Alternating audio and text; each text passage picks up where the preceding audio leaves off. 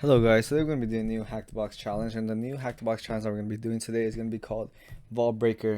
And before I get started with this challenge, I just want you guys to go over like the main concepts you need to know before doing this challenge. So one of the main concepts that I'm going to be going over like just really quickly, but you guys can look onto it yourself, is just Zor encryption and also C strings. So with Zor encryption, if you guys don't know, Zor encryption is a type of encryption in which you Zor two values. What I mean by Zor two values is when you get for example, one Zor, which is this symbol, the caret symbol, one. And if you guys don't know what one Zor one equals, it's basically just only one. And if you do one Zor one, that's just zero. And then if you do Zor 0 Zor 0 equals 0. Okay, that's one of the main things you need to know for knowing this challenge. It's a type of thing you guys could like watch it right here. Zor encryption, just images, or Zor ciphers, which is pretty cool. It's basically just flipping bytes. So here, Zor logics, if they're the same bit, it's just 0 1 1 0 1 0, different bit 0 1 1. Okay, keep that in mind.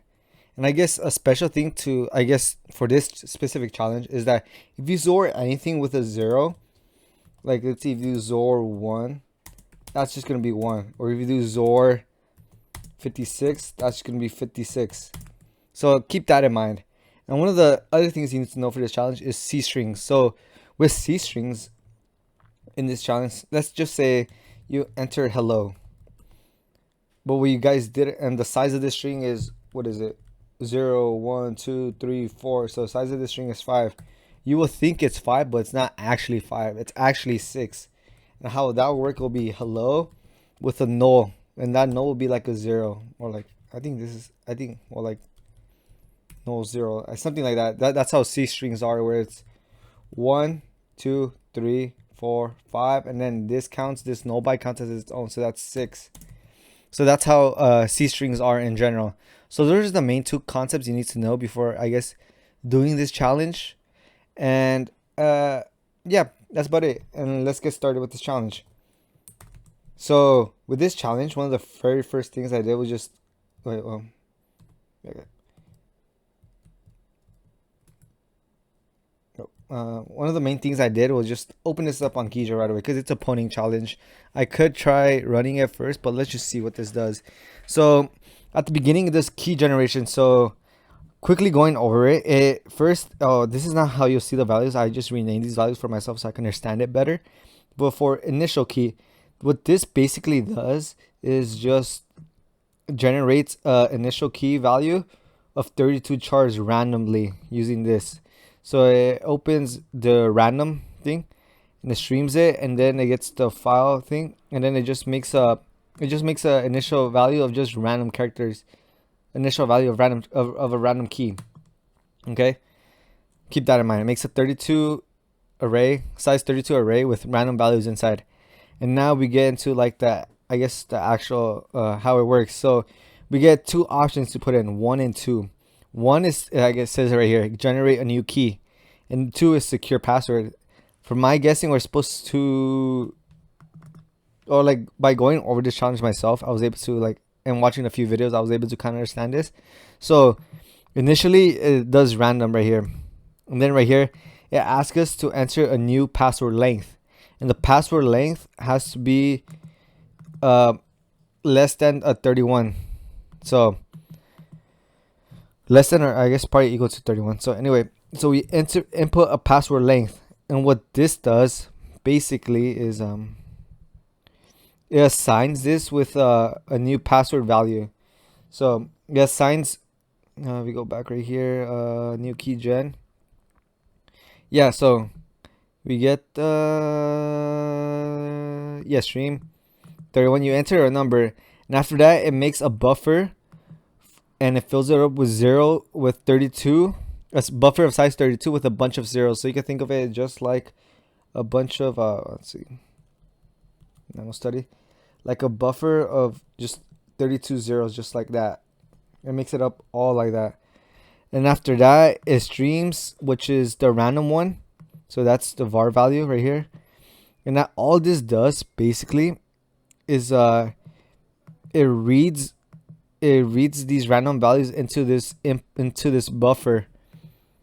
So this buffer is gonna hold random values for the most part. This random value of r, because if we look at main and then keygen read fd initial key 32,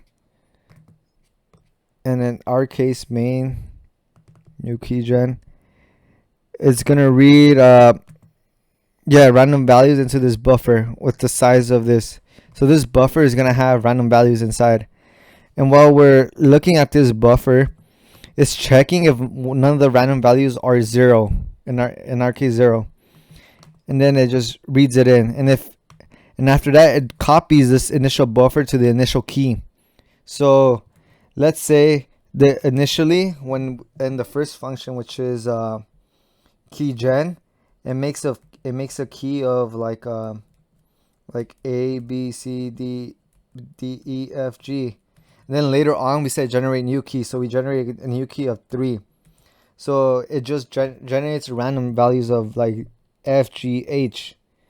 And after that it copies it inside this value. Oh, and then after that it makes a buffer of like of the output for right now, like a size 32 of pure zeros. After that it copies these values inside here, so it'll be just F, G, H 0, 0, 0, 0. And then after that it's gonna check if F, G, H zeros contain only up to here, because that's why there's a for loop right here. If you go right here, main and new keygen, and then right here input number, it only goes up to the input number. So whatever we input, which was 3, size 3, so it's only up to H. And it's going to check if any of these contain initially 0, and it does it. And then after that, it's going to copy this value using string copy. And the thing with string copy is, I guess this is the whole point of the bug, is that string copy copies the buffer, which is this value right here that I have highlighted. The problem with this is that string copy, it copies a C string, so it's going to include the 0. It's going to count it as that. And with this, so this A, B, C, D, E, F, G, so A, B, C, D, E, F, G, this is going to get replaced with, we change D with 0, no? Yeah, I think so. 0, and then F, G, H. F, G, H. And this is how our new key value is going to get placed in. And so this is our new, this is going to be our new key value that we made. Our new key value made. Okay. Okay. Okay, now that that's done, new key has been generated successfully. So this is our new key. FGH0 EFGH. Now that has been made. If you go on main, and then if we go secure password, we see that the password is printed out. And right here, the initial key is being used to XOR the file buffer. And if just looking at this closely, like just looking at this, it seems that file buffer and file buffer 2, which is this, hold the same value. So file buffer is going to hold our flag. This is going to hold our flag value. And right here, before master password vault is printed out, or after, like when it's printing out the XORing of the initial key with the file buffer. So our initial key, which is this, the new key value made. So this is also our initial key, because we just changed it right now. This is also our initial key. Our initial key, I'll call it IK, is getting XORed by the flag. Okay. And now our initial key is going to hold this value. So it's going to be this. And then I'll just put the flag, which is in the format of hack the box with curly brace, then 0. And then I'll put dot as random values, dot, dot, dot, dot, dot, dot, and it ends with that. So it's being XORed by this. And if you guys, and like how I was telling you guys beforehand, if you look at this, if you XOR anything with a 0, the original value is going to come back. So if we look at this carefully, F XORed by H is gonna like insert some like random stuff. I don't know if this is initially yet, but G XORed by T, that's something else. B XORed by H, that's something, I don't know what that is. And then but then once we reach 0 XORed by curly brace, it's gonna return the curly brace, and then after that, all of this is gonna return whatever values, which I have no idea. So that's how this is working. And if it's not clicking with you right now, it will later on, because once I start running, like, no, save yes. Once, yeah, and it does this in a while loop, so you could keep doing this over and over and over again. But if you go back to the main, this is a while true. So you could keep repeating this process over and over again, changing the value of you keep on inserting a renum. You keep on doing. That's not main. So you could keep on generating a new key and inserting a different size. And how we'll be doing this is by so you'll be starting off from like 0. You start from 0 and you change that value to null. Then you charge to 1, 2, 3, 4, 5, 6, 7, 8, 9, 10, 11, 12, all the way till you reach the end of the array. And I already did this using code. Mostly help from a YouTuber that I watched that I stole this code from. So if we go to lscd downloads, if we go to downloads and then I cat solve.py, what this is doing is, we know initially hack the box. This is how initially hack the box have their flags. So while the last value of the flag doesn't equal curly brace, we're gonna connect to the host. We're gonna send a line of 1, and if you guys, which is if you go back to 5, back to 4. If we go right here, main. If you send a line of 1, you generate a new key. And we generate a new key, and then it sends the length of the flag, and the length of the flag is going to be 0, 0, 1, 2, 3. It's going to be 3. So we're going to make a, like we have here, we're going to send the size of number 3, because it's going to ask us after we generate a new key, it's going to ask us the length of the new password, and we're going to say 3. Which is going to create 3 random values plus I'll show right here. It's going to create 3 random values plus the null byte. And then right here, we're gonna ask for 2, which is gonna print out it's gonna print out the value.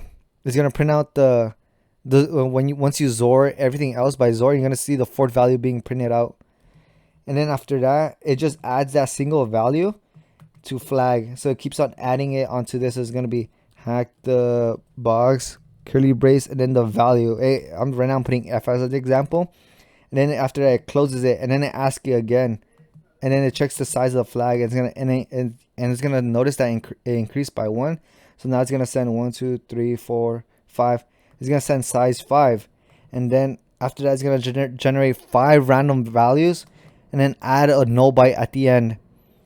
So if you want, we could like look at this like this. So nano solve so it's going to hack the box. It's going to start off like this.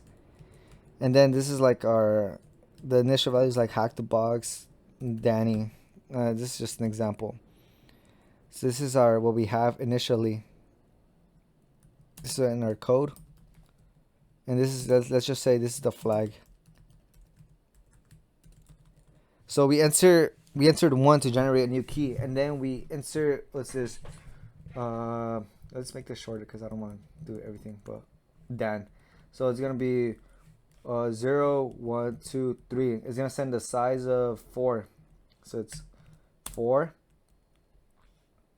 It's gonna generate 4 random values, so it's gonna be TYUB. It's gonna add a null byte. And then after that, there's gonna be a XOR between, and I'll just add like a XOR between that and then the entire Dan, not Dan, but like all the way up to here. And if we were to XOR this, I'll just paste it right here. XOR this, we're gonna get a random value f, just random values. But then we'll just get the original part, which is d. And then after that, we add this d back to all the way back here. So we just grab this, all this. And then after that, we'll get the last part of this code and add it onto here. And then we're gonna keep on repeating this process. So if we go down right here, it's gonna be paste, hack the box, and then we're gonna have D, and then it's gonna be size 5, and then TUBY, then T, or like R, and then that null, and it's gonna be A. Yeah, A, and then we XOR these values, and then we're just gonna get like a random value right here, but then we're gonna get the original value, and then it's gonna be Dan. And we keep on doing this over and over until we get the flag. And that's basically what the code is doing. So save, yes. So now we're gonna run this code and see what it does. Oh wait, python 3solve.py. And then we're gonna see hack the box D 4 and we're just gonna see this run throughout. Sometimes it breaks, but hopefully it doesn't break this time, because it seems to be like, I guess, a time limit of some sort, or I don't know if we're just sending too much requests. Someone can mention it down in the comments. But either way, and we get the flag. Hack the box dance kuduru, or I don't know what this stands for, but anyway, we'll submit the flag, and then this should be the answer. 5. And they accepted it, and we got the flag. Hopefully you guys learned something new today. I'm sorry if I went too quick. This is like, I guess, one of the a little bit harder boxes that took me a while to solve, and like trying to my best to understand. And I'm guessing these videos are gonna be longer and longer, because like I'm barely doing like all the rest of the hard boxes or like the easy challenges now. I'm almost done with them, so these videos might be longer. Hopefully you guys don't leave out too early or nothing like that. So anyway, that's about it. Peace.